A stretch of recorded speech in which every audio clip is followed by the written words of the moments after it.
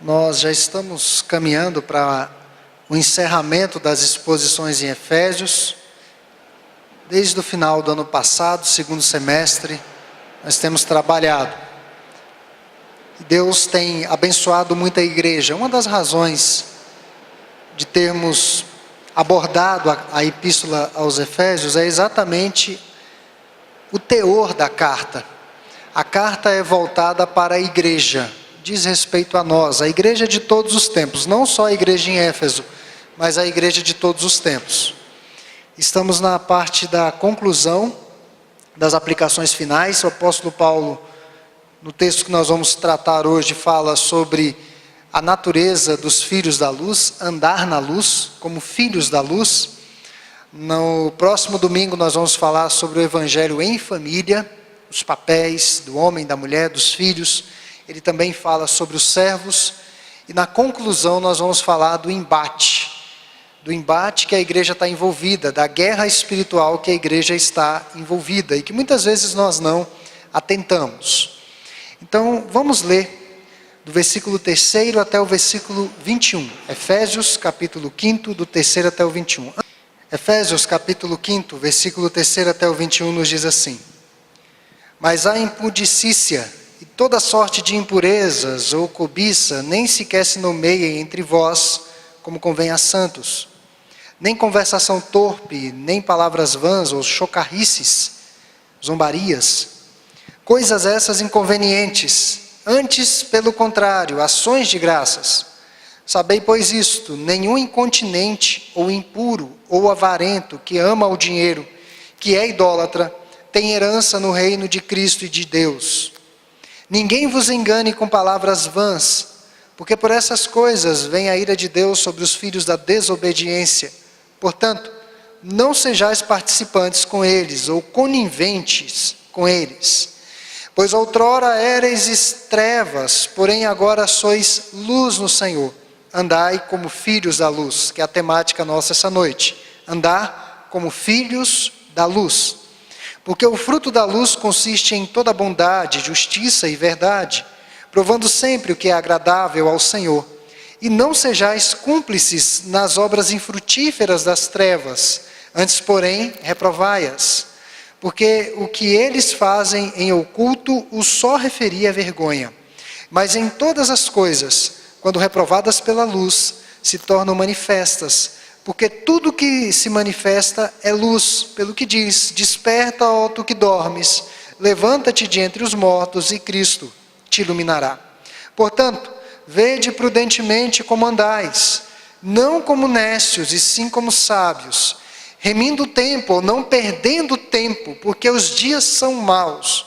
Por essa razão, não vos torneis insensatos, mas procurai compreender qual a vontade do Senhor.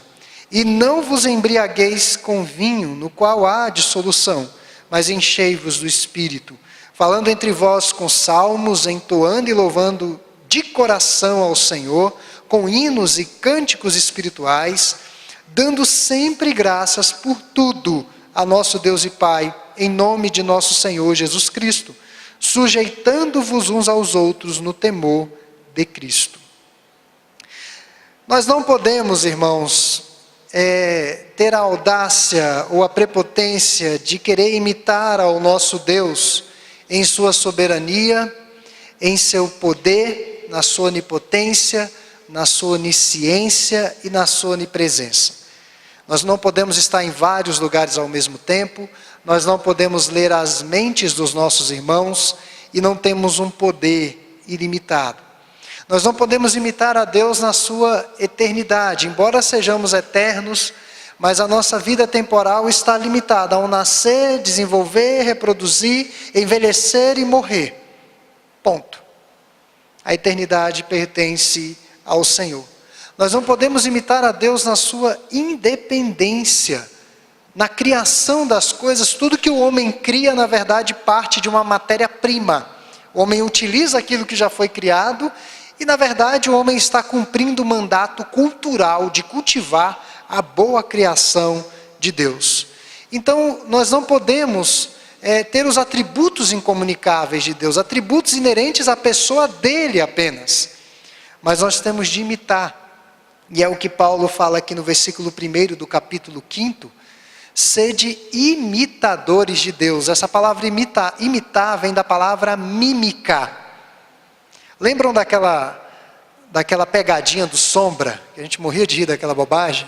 As pessoas andando na rua viam Sombra e imitavam as pessoas. Era um tipo de mímica, imitando os outros. Nós temos de fazer mímica de Deus no que diz respeito ao seu amor, a sua misericórdia, a sua bondade, justiça, fidelidade, santidade, dentre outros atributos que nós chamamos de comunicáveis, que aparecem como ordenanças do Senhor a nós. O fato é que nós precisamos nos portar de acordo com a nossa nova natureza. E daí vem a nossa temática. Andar como filhos da luz, é o que Paulo exorta aqui no versículo 8 do texto que nós lemos. E à luz do texto nós falaremos de 3 marcas dos filhos da luz. A primeira marca está aí do versículo 3 até o 14, a parte mais extensa do texto que nós lemos, é estar atentos quanto ao comportamento que atrai a ira de Deus. Nós precisamos estar atentos e nos preocupar com isso. Paulo lista aqui pecados vinculados à sexualidade pervertida, uma sexualidade dissociada daquilo que Deus requer do seu povo, ou do que é ideal de Deus para a vida da sua criação. E Paulo também vai citar pecados associados à língua. Então, a imoralidade sexual abrange desde a infidelidade conjugal até a homossexualidade. E eram pecados comuns e aceitáveis nos dias de Paulo. Só para os irmãos terem ideia, dos 15 imperadores romanos, 14 eram homossexuais. Dos 15, 14 eram homossexuais. A imoralidade era tão abundante que existiam 2 templos reputados como as 7 maravilhas do mundo antigo. Lá em Corinto existia o templo erguido à deusa Afrodite, na mitologia grega a deusa do amor, e existiam os prostitutos cultuais no templo, pessoas que ofereciam serviços sexuais durante os rituais pagãos e durante as suas horas de folga se prostituíam ali na zona de prostituição da cidade. Existia um templo dedicado à deusa Afrodite em Corinto e um templo dedicado à deusa Diana ou Diana em Éfeso, que é exatamente o local para o qual Paulo dirige essa correspondência. Então eles sabiam muito bem o que era a imoralidade sexual. A língua é uma parte do corpo que precisamos estar bem atentos.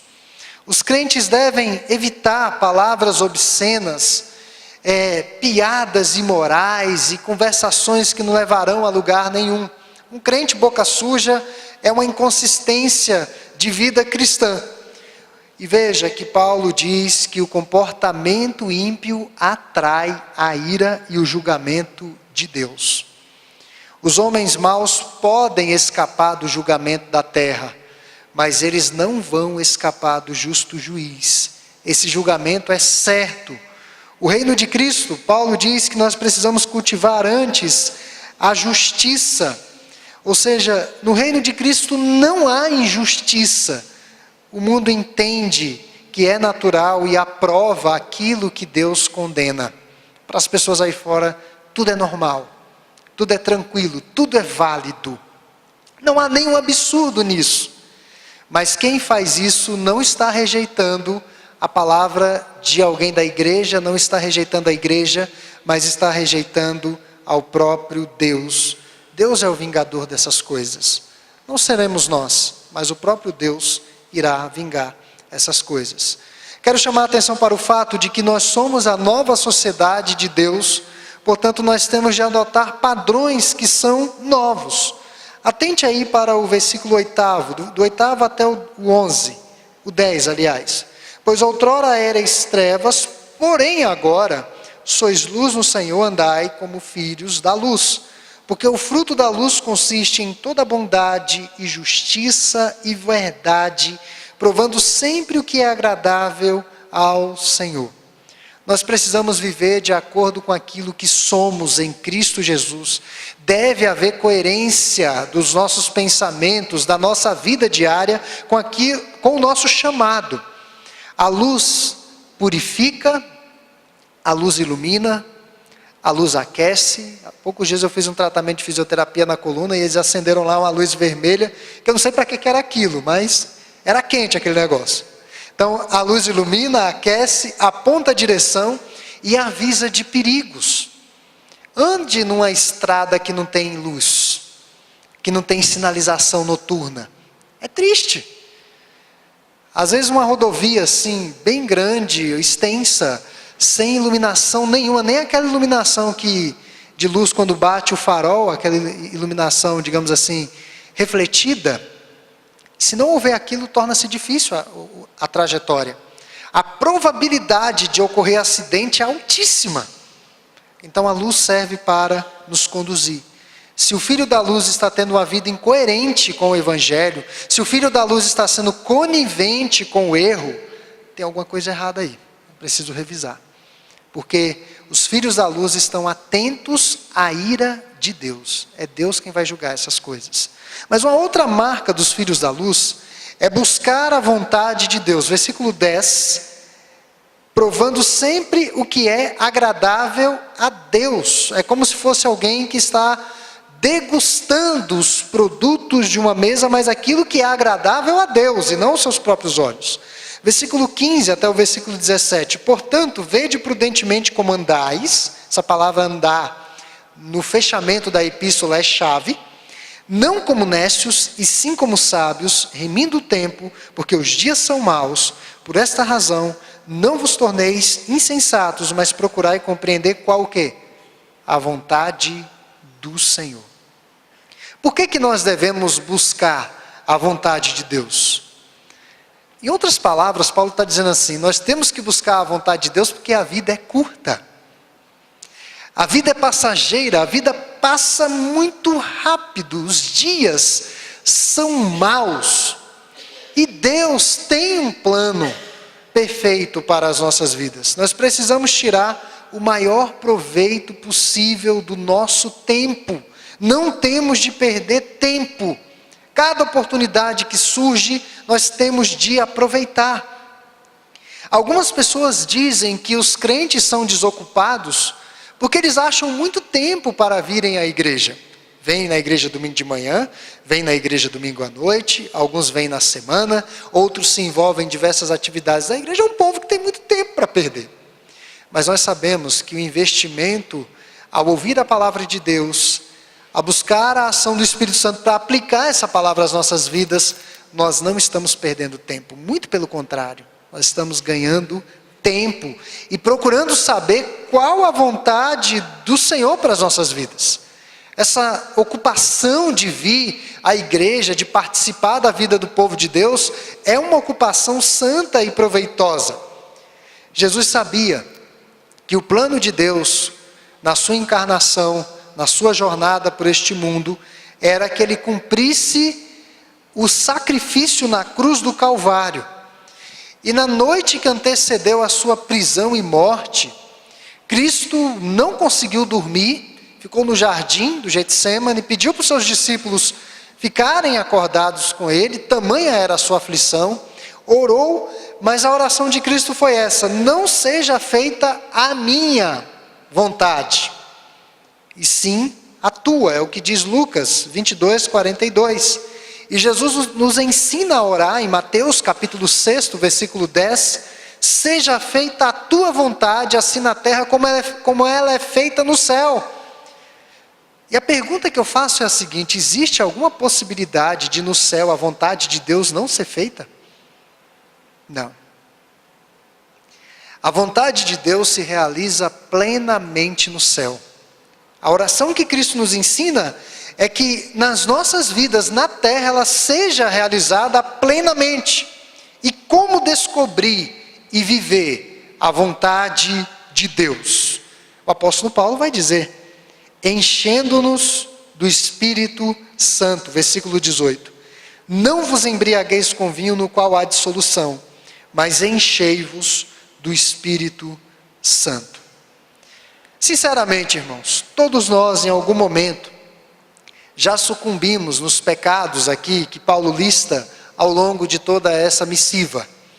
Se formos olhar os pecados que Paulo fala, nós já caímos pelo menos mais da metade deles, se nós formos honestos.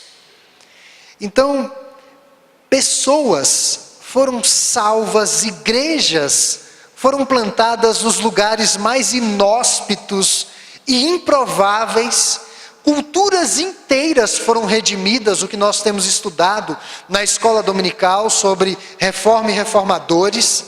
O reino de Deus avançou, e tudo isso em decorrência do poder do Espírito Santo agindo através de seres humanos falhos, como eu e os irmãos.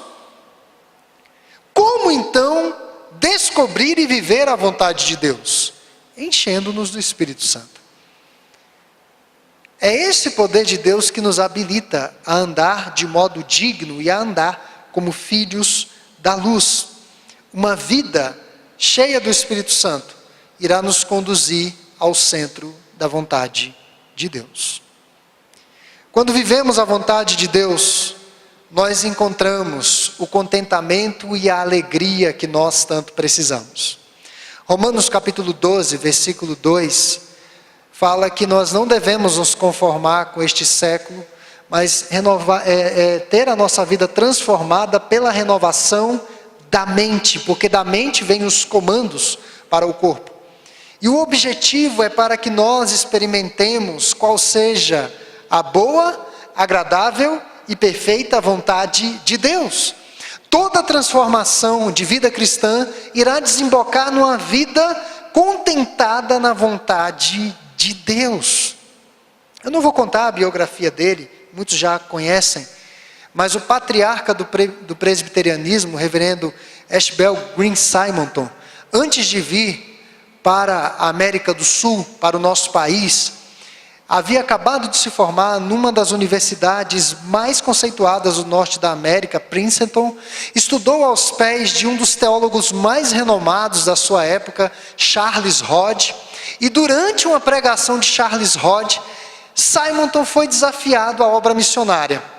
Os pais, o pai era deputado, era médico, era uma família muito nobre no norte da América, tinha irmãos também bem conceituados, e todos disseram a Simonton: você vai para o Brasil para morrer de febre amarela. Você vai para o Brasil porque aquilo ali não vai para frente, é um país atrasado, é um país cujas condições sanitárias são terríveis, terríveis, ou seja, não tem nem banheiro. O que você vai fazer lá? Aqui tem tudo para que você desenvolva.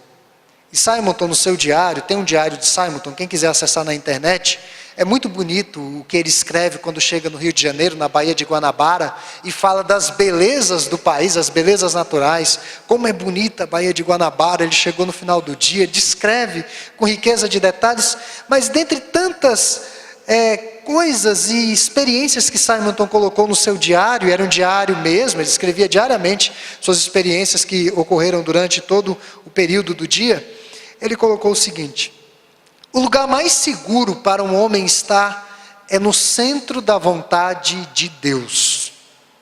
Esse é o lugar mais seguro. É no centro da vontade de Deus. Simonton morreu aos 34 anos. Febre amarela. A boca do profeta lá do norte da América. Morreu disso mesmo. E nisso ele já havia passado pelo luto da sua esposa, que também morreu de febre amarela.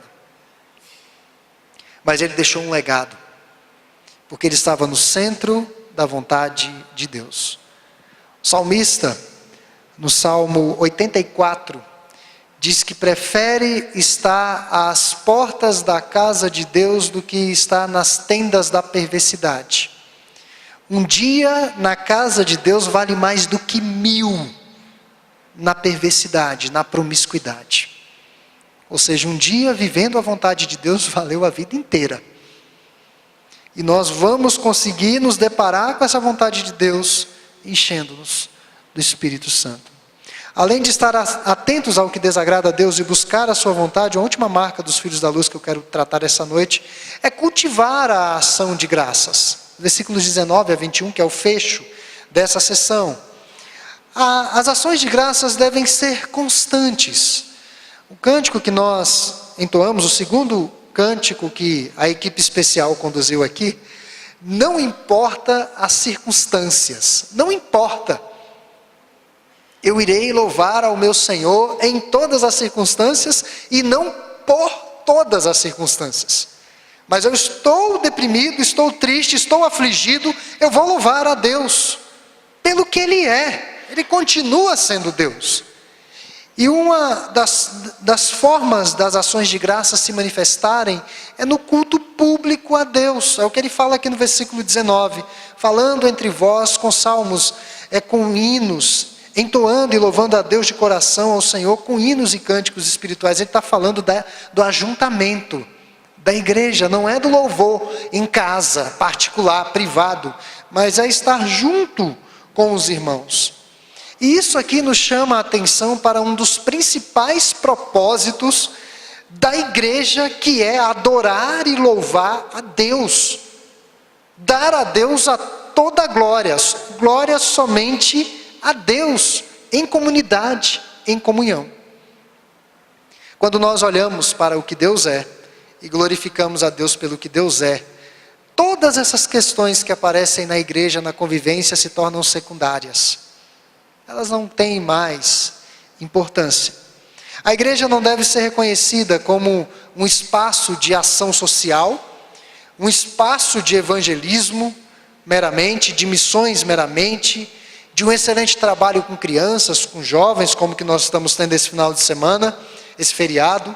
120 jovens da nossa igreja acampados, com uma equipe prestando suporte. A igreja não deve ser reconhecida como uma igreja que tem um trabalho com casais formidável, mas a igreja deve ser reconhecida primeiro como uma comunidade que adora e que louva ao Deus Todo-Poderoso.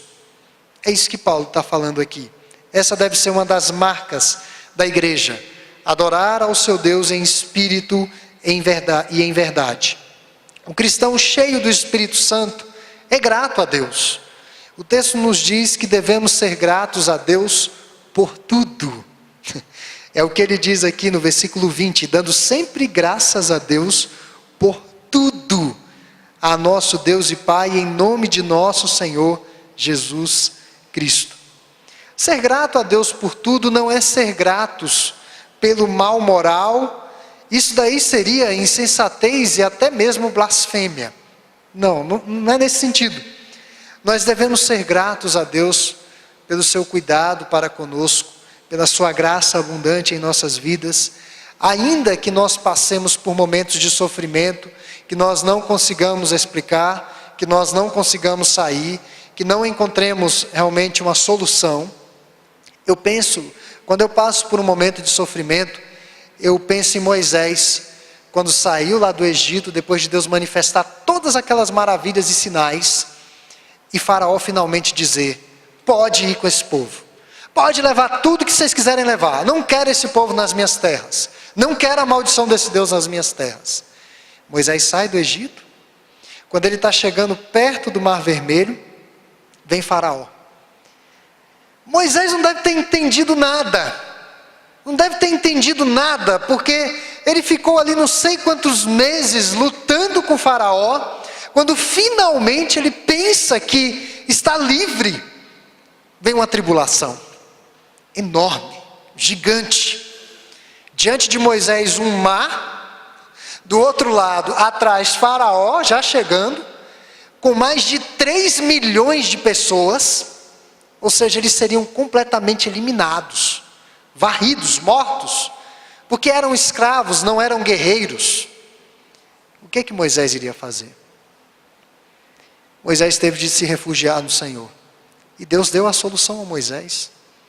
O milagre aconteceu, o povo passou pelo meio do mar, e Deus deu um jeito em relação aos inimigos do seu povo.